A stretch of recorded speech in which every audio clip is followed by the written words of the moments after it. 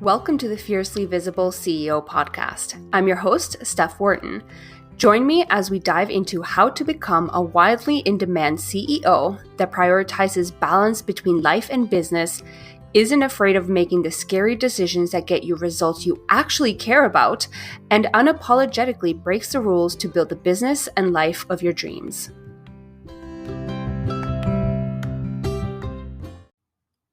Let's talk about pivoting.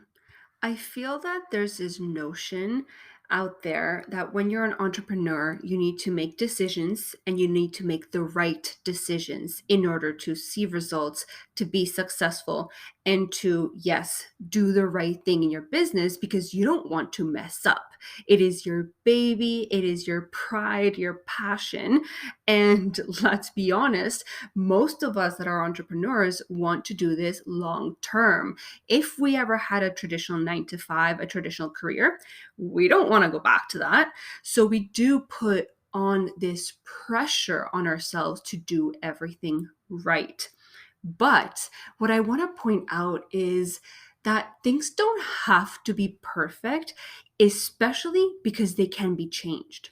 Now that we are finally in charge, we're making our own decisions, we're running our own business, and we're deciding what offers we create, what we sell, how we sell it. We decide who we get to work with, in what manner, what that actually looks like.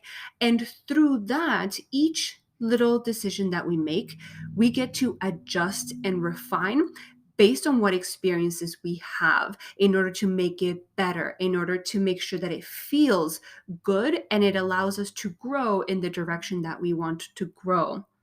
So, with all that said, when you're making a decision inside of your business, for the most part, it doesn't matter how small or how big that decision is, you can't go wrong. You can test, you can try things out, and you can pivot.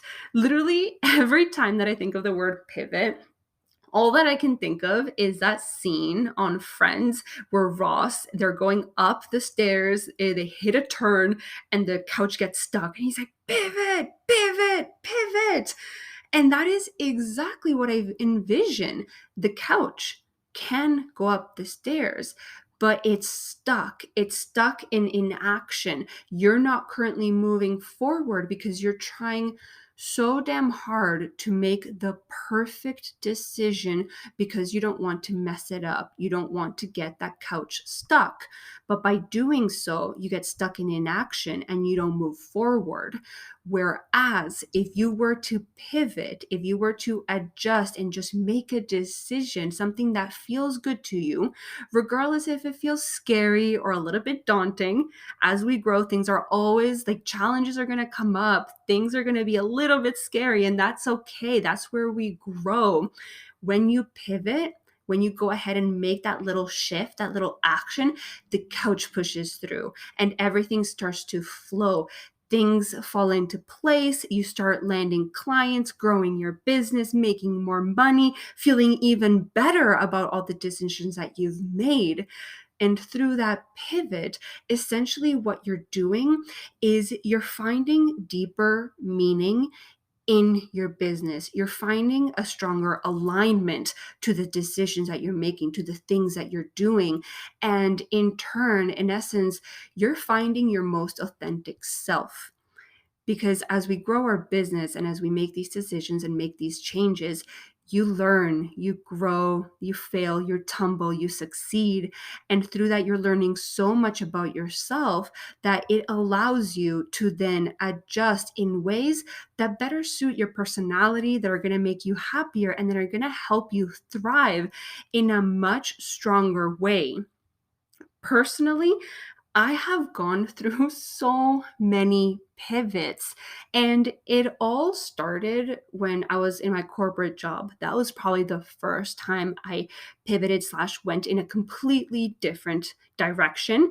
And since then, since going full time, I have continued to shift ever so slightly or drastically my business in order to find a more aligned way of running that business, something that brought me even more happiness, more excitement. And through that excitement, I was able to match that with the type of success and the type of traction that I gained inside of my business. What's funny is that a lot of these pivots were actually a long time coming, and I didn't even notice. To start, when I mentioned the corporate life. So I was in the corporate world for 6.5 years. It was a long time. But towards the tail end of that, probably the last 2 to 3 years, I was finding myself a little stuck. I wasn't happy anymore. I was feeling a little bit overwhelmed, burnt out. There was just too much going on and it wasn't fulfilling anymore. I was no longer seeing it as 100% of a career choice that was a good fit for me. So that disconnect led me to, at a minimum, try and find an outlet, a different hobby, just something to bring back some balance in my life. So I wasn't just overworking myself 9 to 5, but it actually felt 24/7. And I could re inject a little bit more fun in my day to day life. So I could then go to sleep, start again, and not be completely drained. Through that, that's how I uncovered my first passion, my hobby at the time for designing. So that's exactly how I started my business. Although I didn't know it at the time, I took a bunch of courses, both in design and photography, in like tech related stuff. Like I did almost everything under the sun until I realized that design had a potential not only for me to fully enjoy it, but had potential for it to be a business, not just a hobby, an actual business that brought in clients and got me paid. So through that, I decided to launch my very own brand design business. I did niche down. I didn't want to be a graphic designer. At the time, I didn't want to be a web designer. I strictly wanted to design brands, logos, get the fonts, the colors, all that stuff.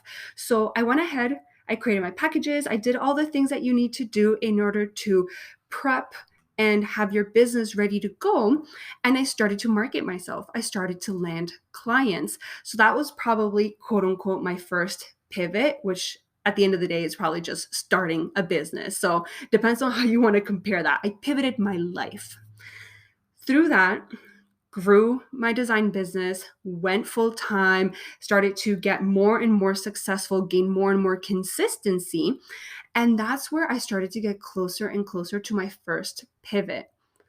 Through design itself, I uncovered that there was so much power in kicking off a project with a client with brand strategy first.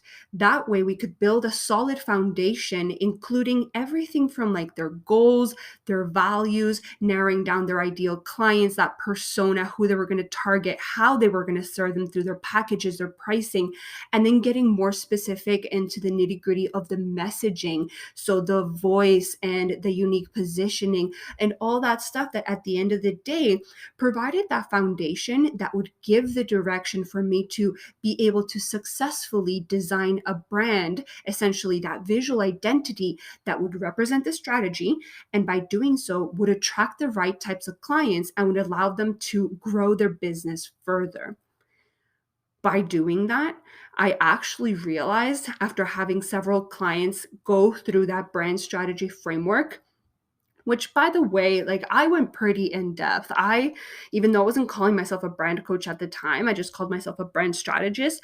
I was full on coaching my clients. We would have like multiple hour-long sessions where we would go deep into all these different things within brand strategy to uncover the true answer, so to speak, like the true foundation that was aligned to how they wanted to grow their business. These weren't just assumptions, they were more deep rooted reason slash purpose as to why they wanted to grow their business a certain way, which ensured that then both the strategy and the design was just a perfect match for them. And that would be more powerful slash have a longer shelf life where they would be able to grow for years and years to come with that new brand, with that strategy, without feeling a disconnect, without having to update and tweak their messaging constantly because it no longer was aligned with their current vision.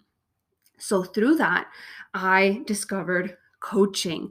And let me tell you, I fell in love. I loved being able to just sit on a call and ask questions and challenge my clients in order to come up with something that felt real, not just superficial. Like, I want to target female entrepreneurs that want to travel. Like, that's great. Don't get me wrong. Like, that's a great start to get down to the demographics of it, but to dig deeper and really understand, why do you want to offer these things? Why do you want to price them this way? Why do you want to cater to these people? What does this all mean to you? In order for there to be more alignment, yes, like I said, but a deeper purpose, which then gives them a reason to wake up every single day and try their hardest at whatever it is that they're doing, promoting, selling, working behind the scenes, in order to see results. So that alignment allows them to actually see more success and be happy because of it, as opposed to second guess every single move they made. So that was my second, let's call it second pivot. I pivoted from being a designer, strictly brand designing, to being a brand designer and brand coach slash brand strategist. The title was still a work in progress at that point. And through that, the more that I did brand strategy, the more that I realized that coaching was a higher calling for me. It was where I thrived the most. And I started to not necessarily get bored with design, but I noticed that I was being pickier. I wanted to work with even more specific people. I started cutting out a lot of my offerings because I realized I was offering them because other people were doing that, and not just because I genuinely wanted to have those packages in place. So through that, I ended up realizing and coming to that moment in time where I said, you know what? As much as I love design, this isn't, it served its purpose. It's been great, but this isn't what I'm meant to be doing. So there went my next pivot, and I let go of design and I officially started calling myself a brand coach. End of story. And I started to help people to really find that reason, to find every little bit and piece that would form the foundation of their business so they could grow it with much more confidence. Move forward, I don't know how long, a couple months, almost a year, and I uncovered another desire of mine. So I'll probably explain this in much more detail because I feel like it's a powerful lesson in itself, how I went to uncover my next pivot and my next niche, so to speak.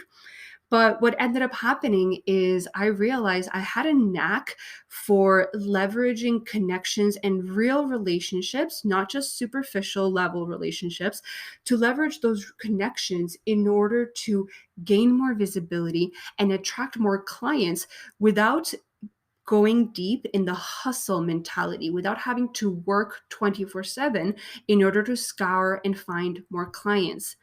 Instead, through this new visibility framework that I had developed inside of my business, the one that had gained me the biggest, the most amazing success stories, and the one that I was seeing so much traction with my clients in, that I was like, you know what? Again, this is perfect. Not only is it working for me, not only is it working for my clients, but this is a gold mine. Here, there are so many people busting their ass trying to find clients. And what works the best for me is something that can be re engineered and implemented in a way that works and that allows you to have more balance, so that either you can create more things, you can take on more clients, or lo and behold, you can just live your life and just relax and do whatever it is that you prefer to do other than just working and hustling 24/7. And that is when I decided, let's pivot again. I'm ready for this. This is exciting. It's amazing. It's a gold mine. It's got so much potential, and people are going to go crazy over this. Like, they're going to eat this up because it's literally what it takes to, yes, fine, attract clients easily, have them slide into your DMs and inquiring about your offers. Like, it's really great attraction method. However, it's what it takes to scale past six figures to gain massive visibility so that instead of selling, let's say, 20 courses here and there, maybe 50 courses, you can multiply that and start, because you've got so many eyes on your stuff and you're being seen as this like crazy, like ridiculous leader, and you're being that go-to person, you're widely known in the online space. You now have so many eyes that instead of selling 20, 30 courses, you can sell 100, 200. And it's that difference. It's that shifting point that allows you to just scale in such a massive capacity. So I pivoted and I started to call myself a leadership and visibility coach. And that is where I am now. And honestly, it's so much fun. Like, I feel beyond aligned. I feel that every piece of content that I come up with, for the most part, I know I'm biased, but I feel like it's brilliant and it's exactly what people want to hear. And every offer that I come up with, it just makes sense. Even when I went ahead and decided to create this podcast, I'm like, yes, visibility, like leadership, like everything's just coming together. It's the perfect fit to the puzzle in the way that I want to grow my business, in the way that I want to serve people, in the way that I want to help and create a greater impact. So, pivoting. Honestly, whenever you feel that little itch, that feeling in your gut that you like something, that you love something, that you're good at, that makes a difference, that matters, that's probably a good sign that there's something waiting for you on the other side. And all you got to do is shift in order for everything to start flowing, to start coming to you. And that's pretty much how I live my life, how I try to make business decisions. It's instead of getting stuck in inaction, instead of second guessing every single little move that I make, I try my hardest to take a step back and realize, do I want this? Is it going to bring me happiness? Is it going to light me up? Will I want to do this day in and day out? Is it going to make a difference? And then when the answers start rolling in, it's like, yes, yes, yes, this feels amazing. Like, it feels aligned. It feels right. Then I just go for it. And what happens is simply incredible.